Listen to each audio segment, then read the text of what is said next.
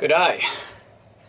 I'm just having a little bit of trouble with my batteries, and what I've worked out is a while back I got a free battery. It was a new battery, but it was for nothing, and it was a calcium battery, and I put it in parallel with my other battery banks. All of my batteries were lead acid gel cells, and I had 300 amp hours, and I put this calcium cell in with my lead acid batteries.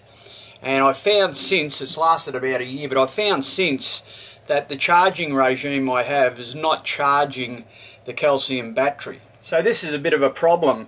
Because it's not getting a full charge, it tends to discharge the other bank pretty quickly. So I'm finding that I'm getting down to near 50% or under 50% overnight with the fridges running.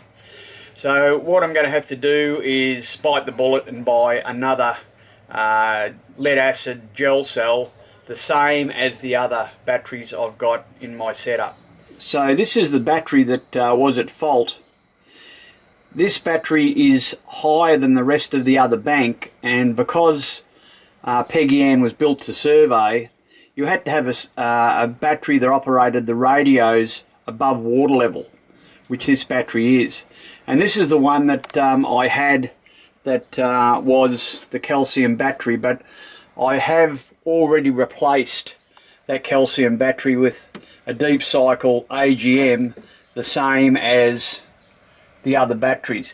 You'll notice that when I've replaced it, I've written the date on the top of the battery, so that's when I put that one in, and that just lets me keep track of how old the batteries are, and hopefully we get 5 or 6 years out of this setup. Now it's pretty good.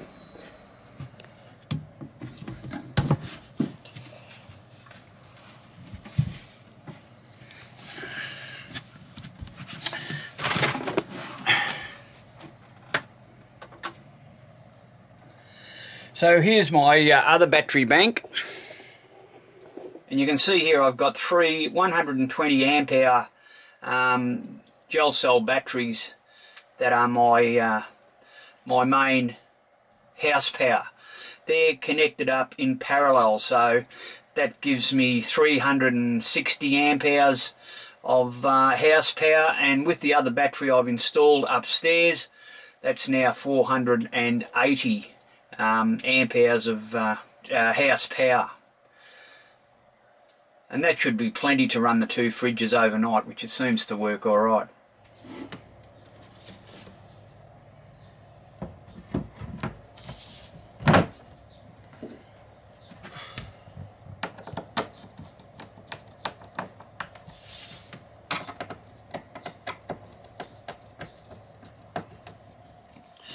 So I guess the moral of the story is don't try and skimp on your batteries. Make sure all your chemistries are the same. You can't mix and match. You can't put lithium ion with lead acid or calcium unless you've got different charging regimes. So keep your batteries all the same, and with lead acid, of course, try not to pull them down under 50% or you'll start doing damage to them. Anyway, that's job's fixed, and hopefully we'll be fine to get out and stay out a bit longer without worrying about batteries. I always find that if I'm thinking about batteries, there's something wrong. If your batteries are working as they should, you won't even think about them. They're just there in the background. That of course is, unless you have lead acid batteries that are wet, you might have to top up the electrolyte maybe once or twice a week. But the gel cells, they're no maintenance, so you don't have to worry about that. But yeah, if you are thinking about your batteries, there's probably time to replace them or something else. Anyway, I hope this has been informative for you. Cheers, dudes.